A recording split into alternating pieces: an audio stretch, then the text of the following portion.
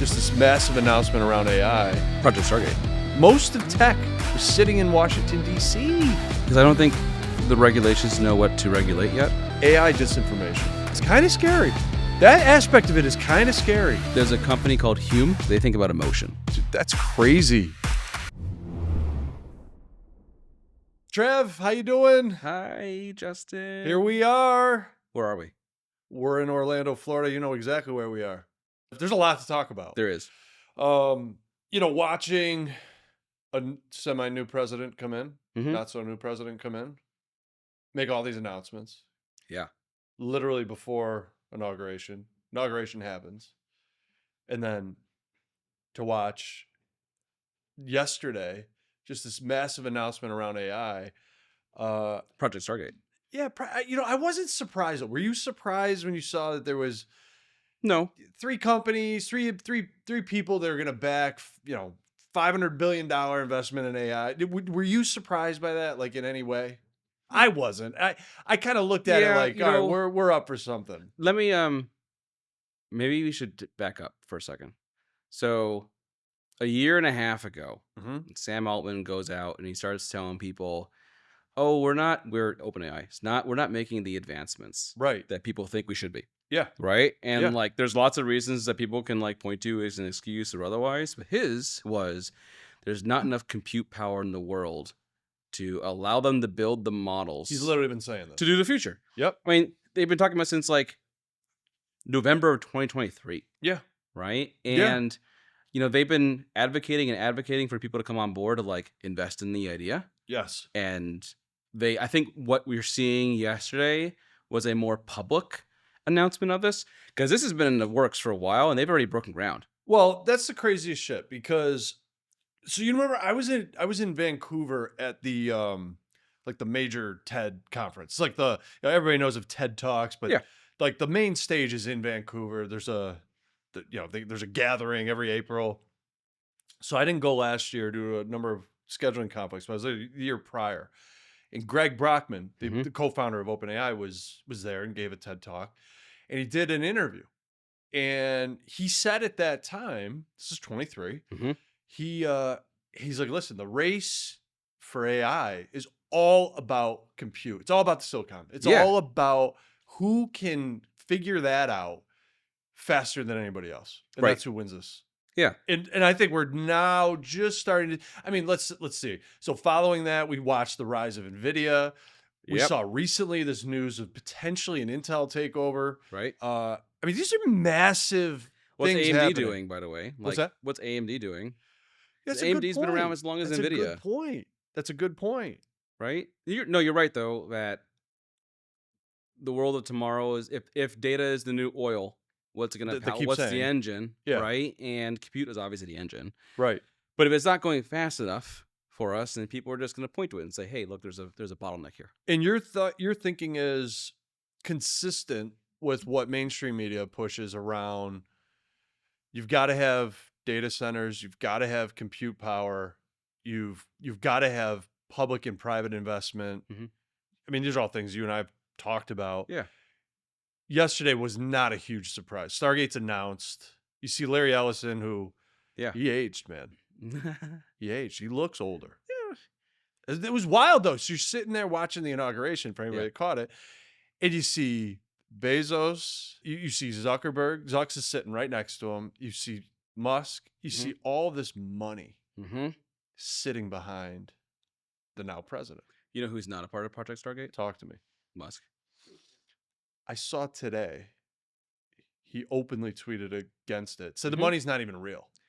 He does not like Sam Altman. He resents Open OpenAI. Oh yeah, all that stuff. Open lawsuit right now. Yeah, for a while, for a couple years now. Yeah, whatever it is. Yeah, legitimately feels as though OpenAI is a dangerous thing. I would have given that more credence a couple years ago, but man, the open source models are almost as good as OpenAI. So are they really as much of a danger as the open technology is? That's an interesting point. It makes it doesn't feel as sincere in his anxiety or angst against OpenAI. But anyway, you're right. So Project Stargate was announced. It's been in the works for about a year and a half. It's a few different bodies that have invested in it. There's obviously OpenAI, SoftBank. SoftBank bankrolls a ton of like the biggest startups and more in the world. Yep. Right. You got Oracle, obviously, and they want a piece. Of course. Microsoft wants a piece, but they're not like a headliner. People don't like, everybody hears those three, and then like a little bit is Microsoft. Satya Nadella choosing not to be at the inauguration. Thought that was interesting. Yeah. Microsoft not there. I thought he was there. I think he wasn't at the follow up. Oh, maybe that was it. I heard or saw reports he was in West Palm Beach with, I believe it was JD Vance and Trump at Mar-a-Lago a couple nights prior, or the weekend prior. But this week is also, it's the World Economic Forum in Davos in Switzerland. So like, I think like bank executives, they weren't, the Jamie Dimon from Chase, he wasn't at the inauguration. A lot of these guys, and men and women, they preference Davos, and they feel like that's a bigger bet. But tech didn't. Most of tech was sitting in Washington, D.C. Well, I think they're thinking about like all the lawsuits coming, and of course, like almost all those companies have models they've been building, and they've not been training it on like proprietary. There's going to be lawsuits. Do you think Stargate will solve anything? Well, look, so it's a hypothetical $500 billion investment. Well, right, exactly. Right, and tranched in $100 billion per year over 4 years, where they're going to build 4+ data centers. Right, and those data centers are supposed to be for large supercomputers to go build the next models. That almost OpenAI exclusively, right? Yeah. And then the way I get it is it's not an OpenAI only thing. It's like for everybody to participate, right, in sort of vanity of the United States. Yep. But there's no government investment. There's nothing the government's doing other than like blessing that it's going to happen, type of a thing. Right. So it's all private money, and they just chose to announce it. Well, I'm interested to see where this sparks, continued development, continued innovation. I think we all are kind of looking at that. If I think about some of the work that we do with customers at Innovative and our partnership with Amazon, AWS's stake in AI just in general, where they feel as though that will lead and potentially help their business propel to the next level, as they look. Amazon's not in it. I know. It's crazy. That's crazy. Now they have their own chips, Trainium, Inferentia. Yep. Right? Like I wonder, Amazon has a history of like, we'll do it ourselves. Exactly. Right? So I think it's interesting that not just their competitors, but also their peers are banding together, and they're not at the table. I totally agree. One of the things, kind of knowing that we're going to come into a conversation today, and I know it's top of mind for you, is all around this just AI disinformation. Yeah. These AI influencers now that are hitting social media, to influence change, to influence a message, to influence a generation. Like if you think about, generationally speaking, how people get so much of their information or consume that information, the fact that AI now has the ability to suggest or directly provide information that is inaccurate, jaded, slanted. Now we're nuanced. Now we're talking about some serious shit. Yeah. So it's kind of scary. That aspect of it is kind of scary. So 5 or 6 years ago, I had my own startup called Hype Equity. Right. And what that did was, it spent time understanding how users interact with social media, and the product intent was to figure out commonalities between what people like and what they say about companies and how that influences stock prices. That was its whole thing. I did it during the GameStop, right? One of the really interesting features we had built and sort of observations was bots. You're saying people were using bots to push an agenda. Literally to push an agenda, because they were trying to influence ultimately an outcome of stock pricing, right? So like just like some detail that I think what's interesting is we would find metrics like a user would post the same or similar message 20 times in 12 seconds. Like no human does that. You know what I mean? Like it's not possible. Right. So at the time you could You could do things like say, oh, the pattern between these posts are really similar. Oh, Yeah. they did 20 posts in 12 seconds. That's inhuman. Like there were sort of like markers Right. that you could identify, you can code around and validate against. And how about back then it was ridiculous because you could literally influence thousands of people to make stock 100%. purchase changes. Yeah. And you can move the market. Yep. Right? Through influence. Without a doubt. Fast forward to today, those markers have been blurred.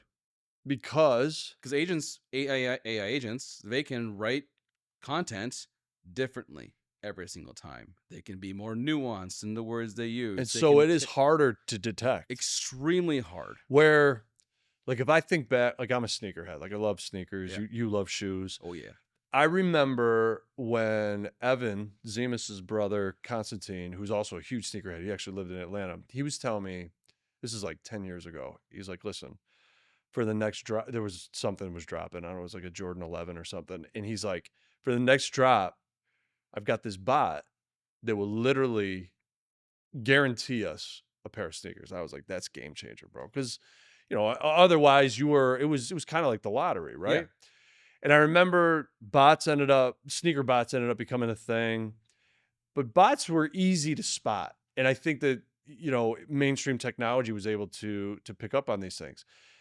Then AI comes along. Right. And AI got really good at tricking. Oh my God. Systems like that.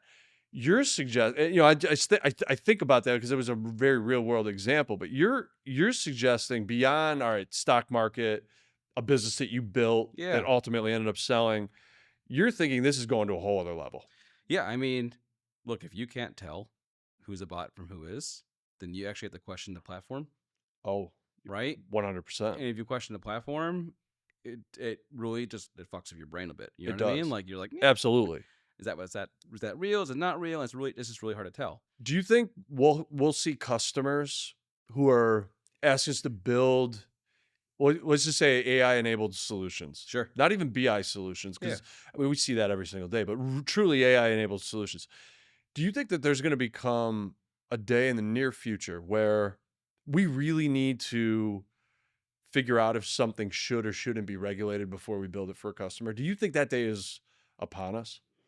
No. Because I don't think the regulations know what to regulate yet. Okay. Right? So to infer we should wait on something implies that regulatory bodies know enough itself. And they're usually fair. 10 years behind. And that's so you're fair. usually educating them. They regulate through screw up. Oh my God, it's exploded. Go fix it. That type of a thing. I think of the hyper competitive nature of business here in the US, which is predominantly where our customers sit. Most of our customers are small to mid-sized businesses. I think of the fact that there's this hyper competitive nature among them. Yeah. Where I always feel like we're one project away from a customer asking us to do something that can literally put their competitor out of business overnight, because we can build tech that's that powerful. I'll give you a real example. How crazy is that? I'll give you an example from a year ago. We had a customer come to us wanting to figure out how they can deny or approve insurance claims. Oh, I remember this. Yeah. And at the time, there was no regulation around it. Nothing. And the only reason why, so we actually started to build it, and the only reason why we stopped was back then the models weren't good enough, and we can only get accuracy of how consistent it was going to perform. Oh, right. Only so high. We got to 70, 80%. So they needed it to be 95, 99. Exactly. Where if we talked to them today. So we stopped. 6 months later, regulations did come out saying you can't use ML or AI to deny care. You can use it to approve, but not deny care. Okay. So if we had finished that, it would have been canned or changed or pivoted. Because of the regs. Oh, within months. Yeah. Right? So there's a danger here to anybody who's building. If you're doing something that's gray area, a different example, outbound calls with voice agents. You're saying outbound sales calls. Yeah. Spam calls. Spam calls, right. What we would think of as the annoying telemarketing call that we all get. You're thinking, hypothetically, we could get a customer that comes to us and sees an AI to AI agent that we create. Yep. Voice AI. Voice agent. Voice to voice. Yep. That the customer then may ask or may want to innovate around us building something where perhaps they have a sales agent that we help them build, Yeah. that they put into production, that literally is an outbound sales engine, Right. where the end user Doesn't know. may or may not even know it's AI. What gray area? What if you just don't tell them? Right. Well, like it's not disclosed. How will they not know? Right. The Right. voices are getting so good. The sort of response back and forth time are getting just good enough. Right. Like, how would you know? You think it's something we'll see in 2025? Oh, hell yeah. You think we're going to get that request? Oh, and yeah. we may actually build I it. have no doubt in my mind. Like, I'm surprised we haven't got it yet. Like, it's that there are companies, there are startups that are starting to build this. Yeah. There's companies who are taking notice of it. Yeah. They're gonna be, oh my God, I need that too.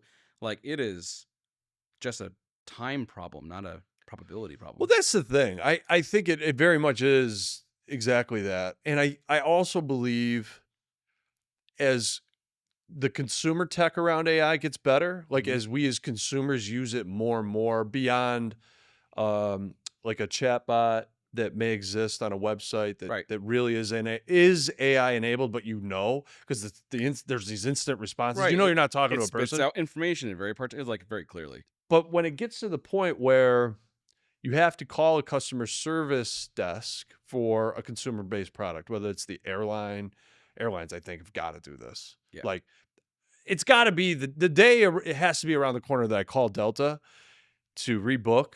Like, we got a bunch of people flying into Orlando for our sales kickoff today and yesterday, this week. And we've got a bunch of people that are rebooking flights because of obviously the storms and winter. Right. Winter is here. It just kind of is what it is. And it's crazy because if you call probably any airline right now, they will tell you the canned recording, we are experiencing high call volume, right? You get frustrated. Where if there was an AI agent, But that's a good use case. That's a phenomenal use case. But also, like, in that scenario, the person who's calling and they receive the bot, like, there's no reason why Delta wouldn't say it's a bot. Like, there's nothing like... That's true. It's very above board, right? Right. Versus like an outbound sales call when you want to get somebody to say yes to something. Like, and it's super convincing. If you say, oh, I'm AI, the likelihood they hang up is probably faster, right? Yeah. So you're incentivized Without now a doubt. to tell them. Without a doubt. I could see us building a dial for manipulation factor. Right. Turn up the dial, it's more manipulative. That'd be really weird. But AI can do that. That'd be kind of funny to make. Just for fun. Yeah, it'd be kind of funny to make. Yeah, until we have somebody that wants to put it into practical use, and then we're crossing all kinds of lines. But that's the world we live in. Yeah, I mean, it's just gonna be more of that. I think people are gonna think long and hard about how social media is used going forward. Yeah, without a doubt. Without a doubt. Like, did they actually post that?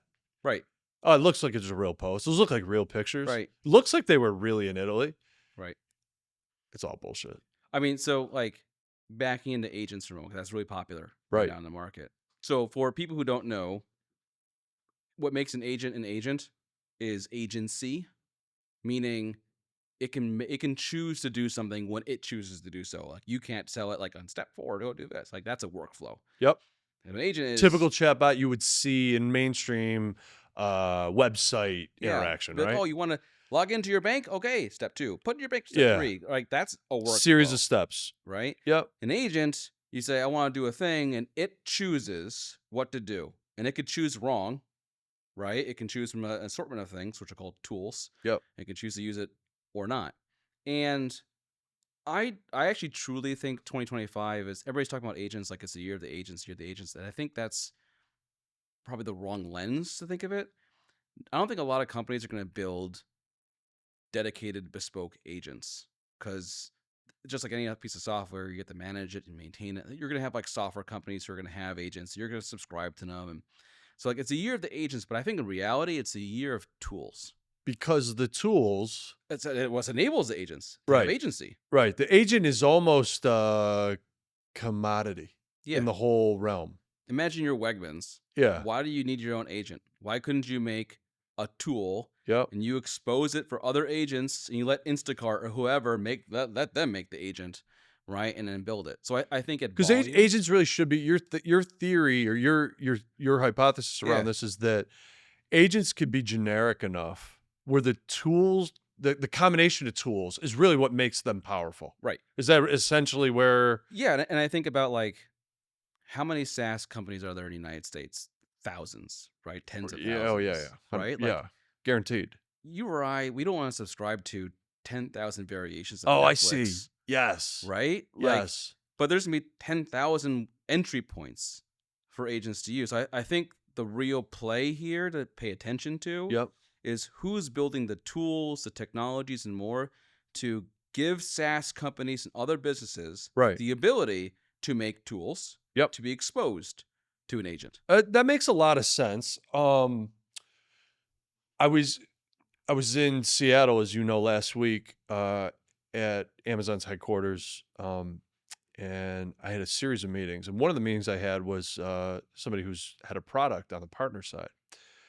Guy's brilliant. And we were having a conversation around the types of workloads we see in most small to mid-sized businesses that are applicable to an AI solution and the typical use case that aligns. And, I was explaining that we see this propensity in healthcare.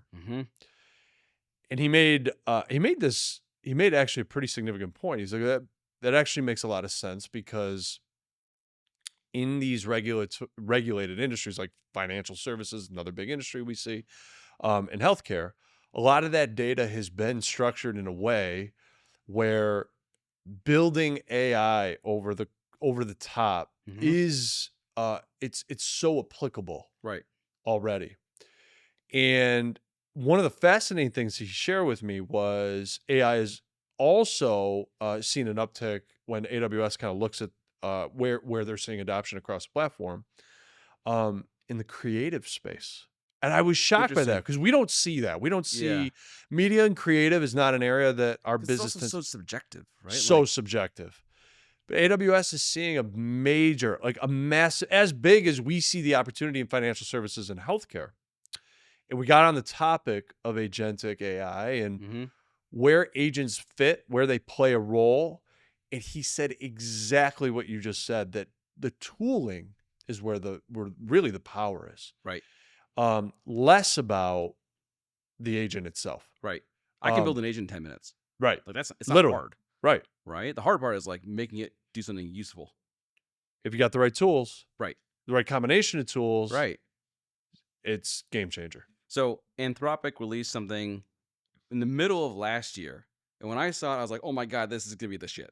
Everybody should pay attention to this thing. It's called the Model Context Protocol, or MCP. And what it is their attempt to standardize how companies and organizations and more build tools as APIs. Oh. So historically, last year and a half, what you would do with an agent is you'd build a tool as code in your software box. Okay. Like in your code base, you run your agent, it has tools that you wrote. Makes total sense. I mean, sure, right? So Anthropic's hypothesis was extrapolate that, take that outside of a tool. So I'll show you an example. So this is typical tool use for an agent. A request comes in and it has I got to do a thing. It picks a tool and it does it and it comes back and says, hey, I'm done. Right? Normal back and forth process that you would typically expect. It gets more complicated as you add more tools and you add more steps and you add more things.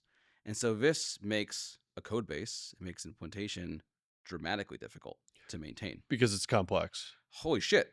Imagine every one of these agent companies, they're making their own agent and they all have integrations of Stripe. Right? And then Stripe changes things on their ends. Now all these other companies have to change their integration point. No one wants to do that. What's the better model?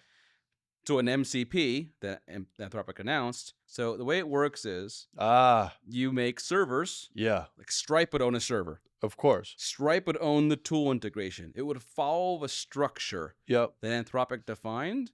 And then anybody can subscribe to their agents, but you know what the format's going to be, you know what the outcome's going to be, and you then disassociate who's responsible for the tool. So I made the hypothesis 8 months ago that MCP was really important for 2025 because everybody's going to have to standardize on something. Okay. Every SaaS company has to build their own thing. And this is the real, what's the word? Shovels and picks. Yeah. Right? For the agent year. Yeah. Is tool use. That's the key. Yeah, I do think so. In the gold rush, so to speak. Yeah. That's fascinating. Do you see this affecting customers downstream directly, or do you think this is something that they'll feel in the wallet when they're going to build and support? Where do you see the customer seeing the biggest effects of this? Customer meaning like someone who wants like a startup building a thing. Sorry, yes, Yeah. that was exactly Our what I was customer. thinking. Yeah, Yeah. yeah. I think it's a buy versus build conversation all over again. Because a customer's going to have choice. Yeah.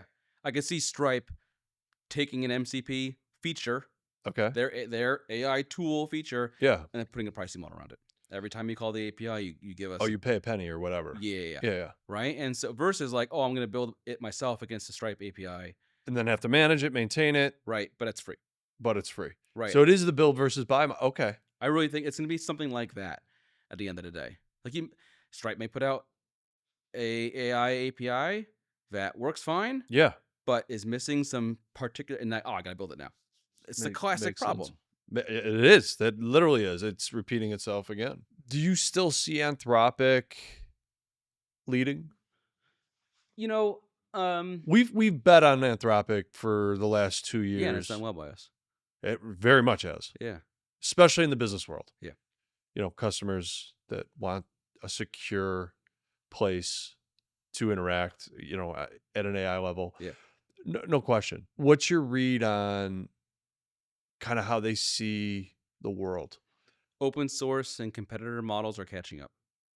They've got to feel that. The Chinese models are getting amazing. I just read something about this. There's Quen and there's with a Q, and then there's DeepSeek, right? And DeepSeek is unique in its own approach. I was reading something. It was in relation to TikTok being shut down, and TikTok owns their own model, and the Chinese models are neck and neck. Yeah, a little bit worse, but like close enough. Open source, right? So like you can just pull it, but now there's like once again nuance. I'll get back to the Anthropic thing, but like nuances here. You know those like e-reader tablets so you can make, you can draw, you can write on. Of course, people have them. Yeah, like remarkable tablets. And yeah. There's a competitor to them called Boox, Boox. Okay. They're a Chinese company. Yep. They added AI features to their, like, you can write some scribble on notes, right? And you get the AI button, summarize, whatever, right? Make it look nice. Yeah. But they used Quen. They did. Which is an Alibaba model. Open source. But made by Alibaba. It's trained by Alibaba. Really? Yeah. And it had like political disinformation built into it. Of course it did. So users would ask questions and it would like skirt around the thing. Going back to like it's disinformation because it's built into right underneath the skin, right, of the models itself. So where does Anthropic sit? Look, I think the models are getting neck and neck, and I think they're always like half a step ahead where it used to be like a step ahead. Yeah. I'm looking more at, are they solving for the bigger problems? You don't see Alibaba, you don't see DeepSeek and, you know, models like that, or, you know, organizations around them solving for global tool use, right? And if Anthropic can lead the way and say, this is the pattern, you must all follow the pattern, they can then train their models ahead of time and not tell people, and say, like, our models work out of the box. Everybody else, retrain. Yeah. Do you feel as though OpenAI, though, has a leg up? No, I think they feel disconnected from reality a little bit. Like they've sold out? No, like they're getting complicated. Like they have so many different products now doing so many different things. Yeah. And it feels less cohesive. I'll say it like that. Like they're not uber focused on solving a particular problem set. And that could be problematic for them as they grow and they scale, right, like any business. Yeah. It's interesting. Like they have great, like the Sora models, and like they have all these great, interesting use cases and things, but it doesn't, like, I can't tell a cohesive story from them. It's interesting. I mean, I think of Google in a very similar vein when I think of public cloud infrastructure. You know, when people ask me often, why is AWS, why are they so dominant? I mean, certainly Azure has its place, you know, outside the software stack. If we're just talking, you know, hyperscalers, when you look at Google, there's so many things that they do.